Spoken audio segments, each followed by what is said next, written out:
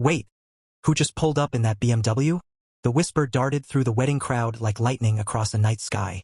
Men shifted uneasily in their tuxedos. Women adjusted their hats and clutched their purses closer. Derrick froze. His champagne glass nearly slipped from his sweaty hand. No, he muttered under his breath, shaking his head as though denial could change reality. It can't be her. But it was. Rachel.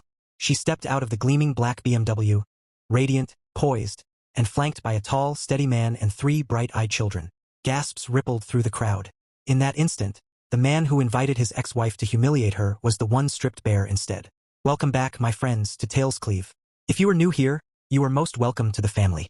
And to my subscribers, I see you, I appreciate you, and I love you deeply. Before we begin, I want to say a quick prayer for each of you. May this week bring you unexpected joy in places you least expect it. May every closed door swing open with new opportunities. And may peace settle in your heart like a warm light. Now, let's step back in time and uncover how Rachel went from brokenness to brilliance. Rachel was just 23, fresh out of college, when she believed her life had finally found its anchor. Derrick had swept into her world like a storm, confident, smooth-talking, and oh so charming. She remembered their first date vividly. He showed up with a bouquet of sunflowers, not roses. Roses are predictable, Derrick had said with a grin. But you deserve something brighter.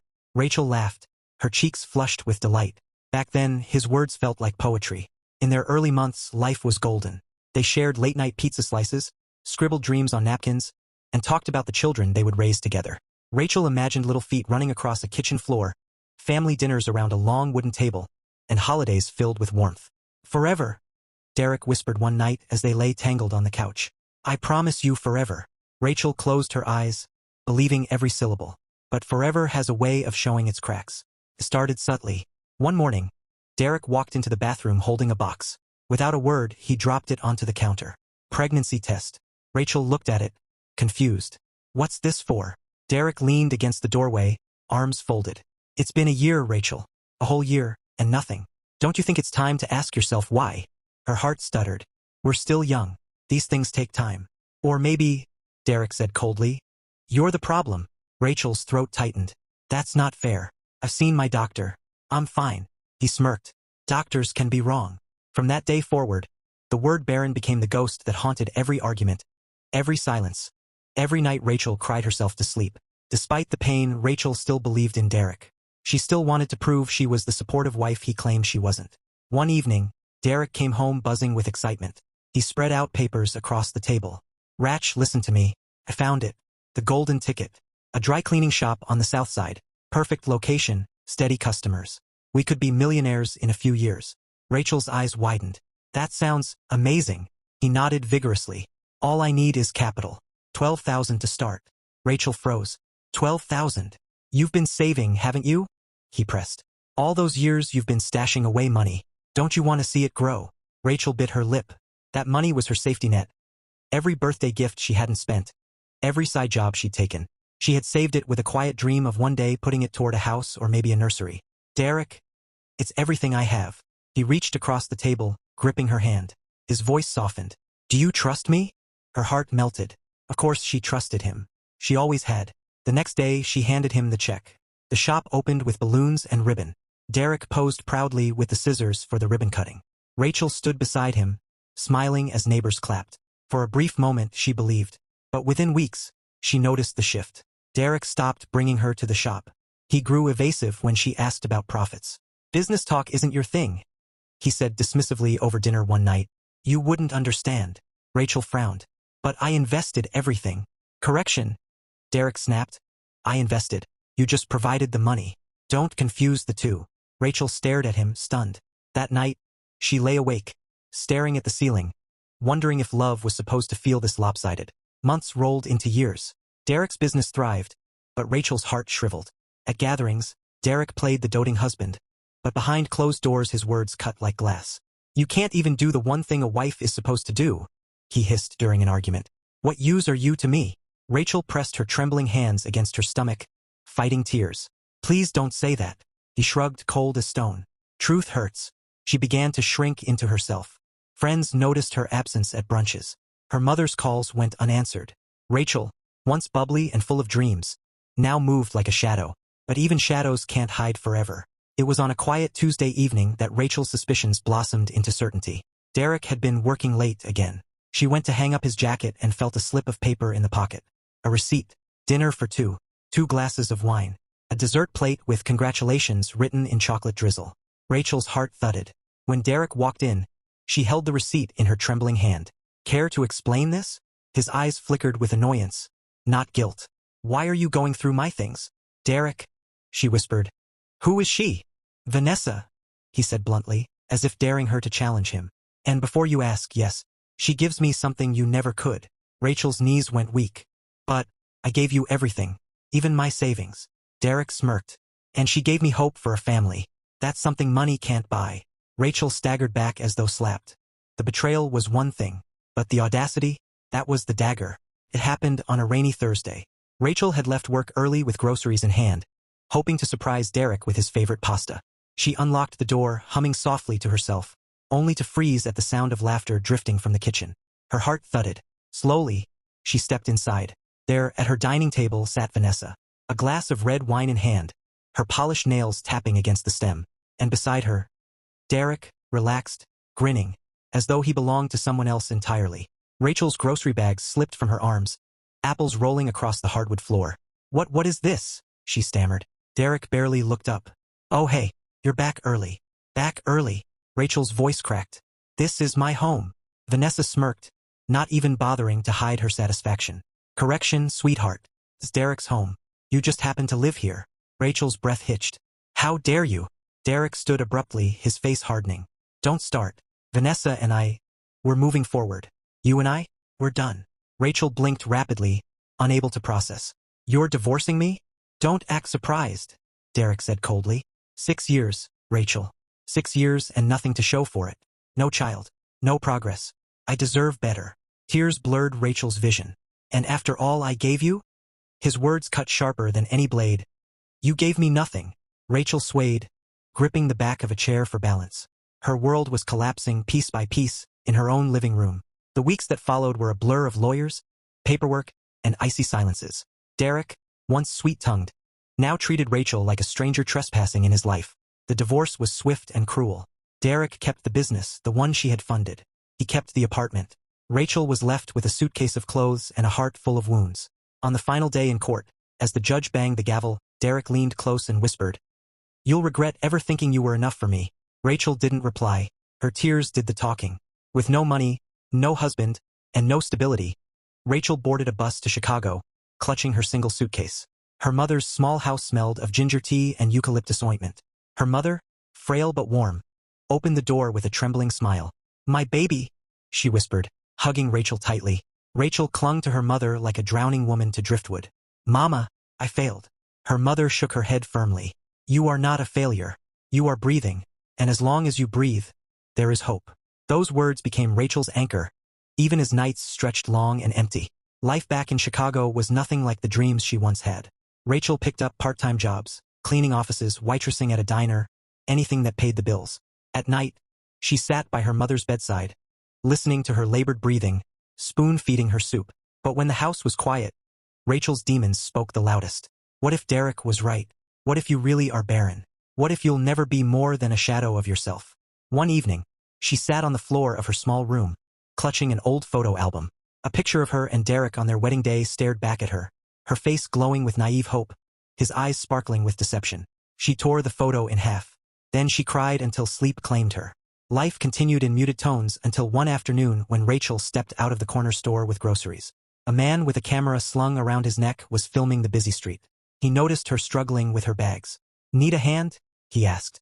Rachel hesitated. After Derrick, trust felt like a foreign language. But something about the man's kind eyes and gentle tone disarmed her.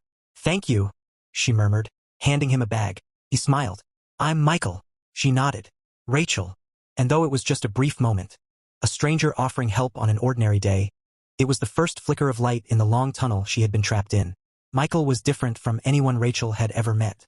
Where Derrick had been loud and commanding, Michael was quiet, observant, and steady. His work as a documentary filmmaker kept him curious about people. And instead of interrogating Rachel, he simply listened. The first time they shared a conversation beyond small talk was at the diner where Rachel waitressed. Michael slid into a booth one afternoon with his camera bag beside him. Coffee? Rachel asked, pulling out her notepad. Please. Black, he said with a smile. And maybe your recommendation for the best pie here? Rachel tilted her head. Honestly, none of them. But the blueberry is less terrible than the rest. Michael laughed. A warm, genuine laugh that made her cheeks heat. Blueberry it is, then, if you promise to join me for a slice. Rachel hesitated.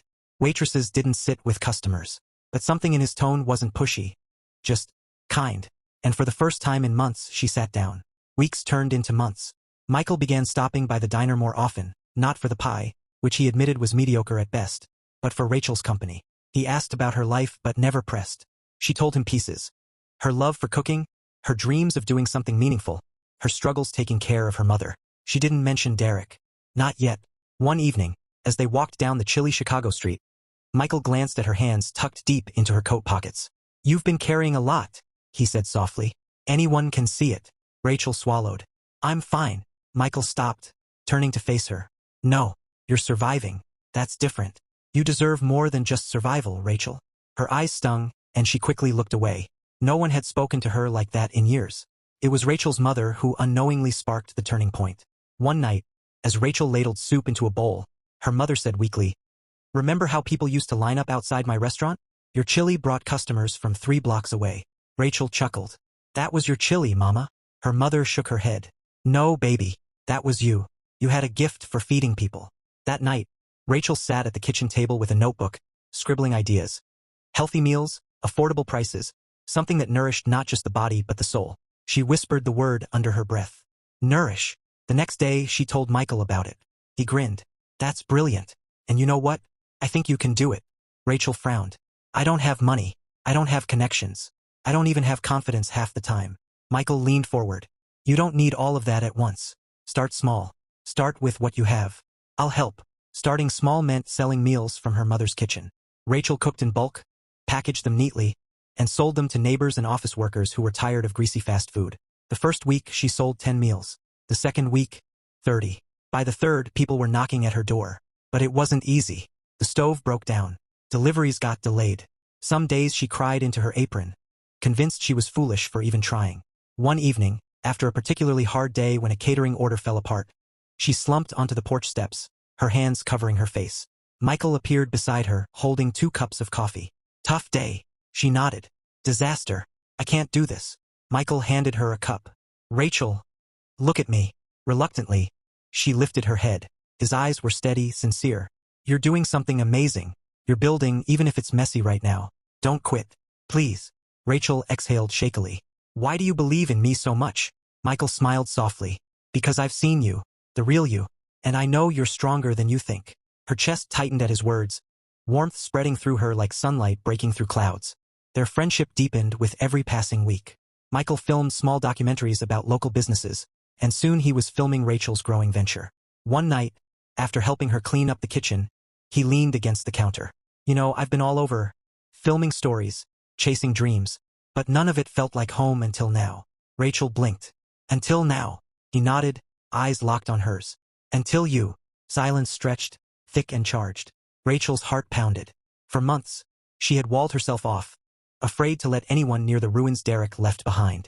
But here was Michael, patient, kind, steady, breaking down those walls one smile at a time. Slowly, he reached for her hand.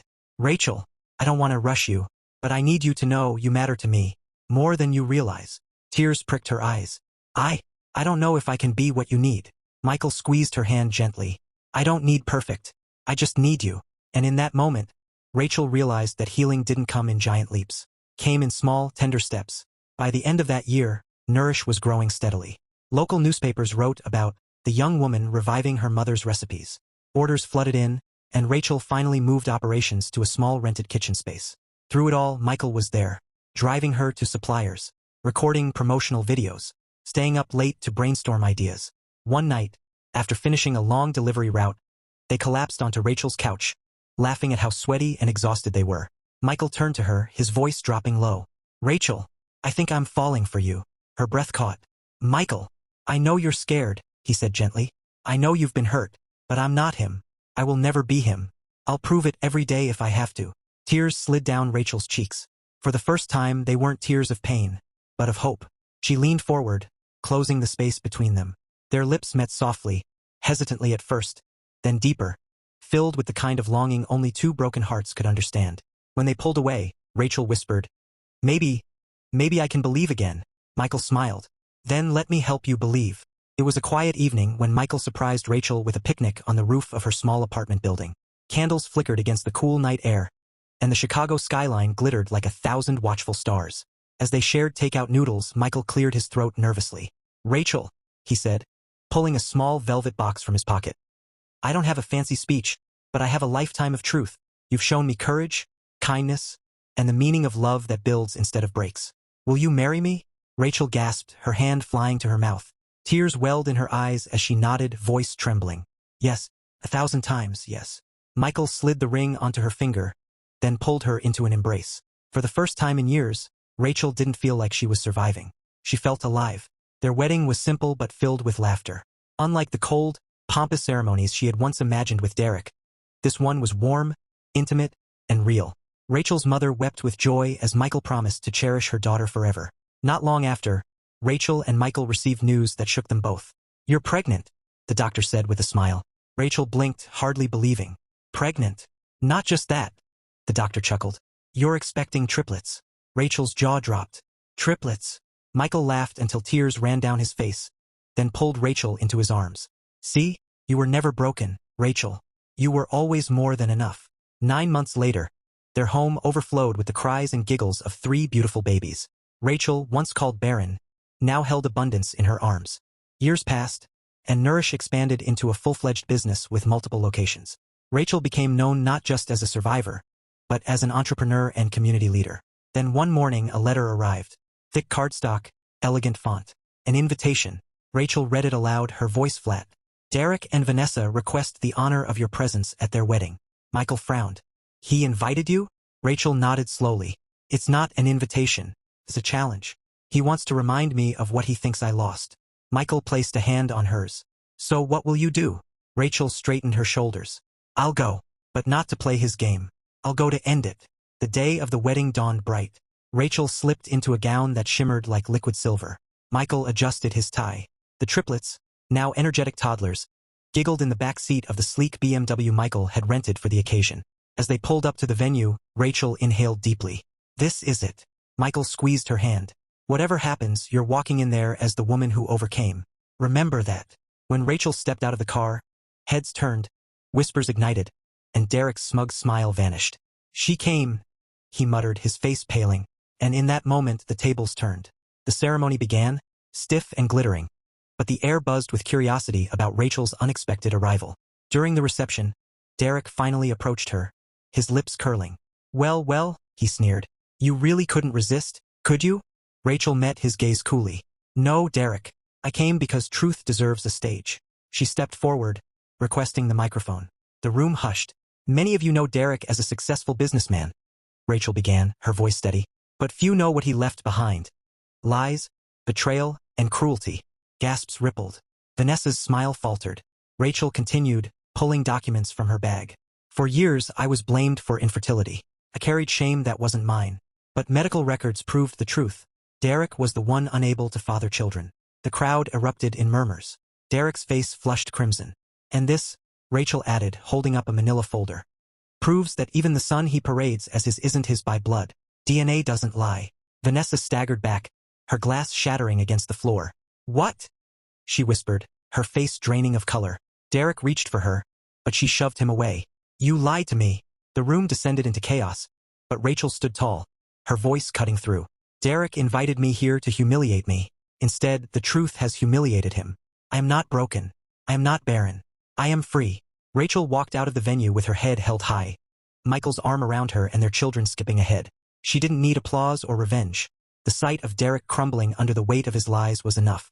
In the months that followed, legal proceedings revealed Derrick's misuse of funds in his business. Rachel won compensation, but instead of pocketing it, she donated much of it to women's shelters and programs for survivors of abuse. You turned pain into purpose, Michael said one evening as they rocked their children to sleep. Rachel smiled softly. That's the only real victory.